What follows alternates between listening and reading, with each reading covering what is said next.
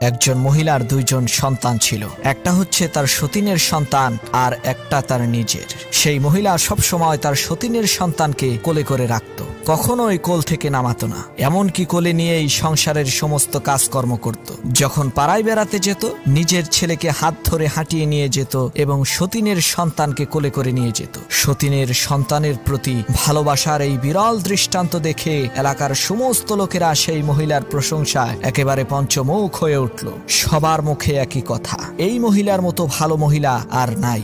একদিন পাড়ার এক মেয়ে লোক এসে বলল, বুবুজান, নিজের ছেলেকে এরকম অবহেলা করে সতীনের ছেলেকে এত আদর করা ঠিক হবে না, এতে আপনার নিজেরই ক্ষতি। তখন সেই মহিলাটি বলে উঠল, শোনেন বুবু, আমার ছেলেকে আমি অবহেলা করি না, এটা লোকদের বোঝার ভুল। তাকে আমি হাঁটিয়ে নিয়ে বেড়াই যাতে তার পা শক্ত হয়, আর সতীনের ছেলেকে সবসময় কোলে করে রাখি যাতে সে কোনোদিন হাঁটতে না শিখে, কোলে থাকতে থাকতে সে যাতে অচল আর পঙ্গু হয়ে যায়।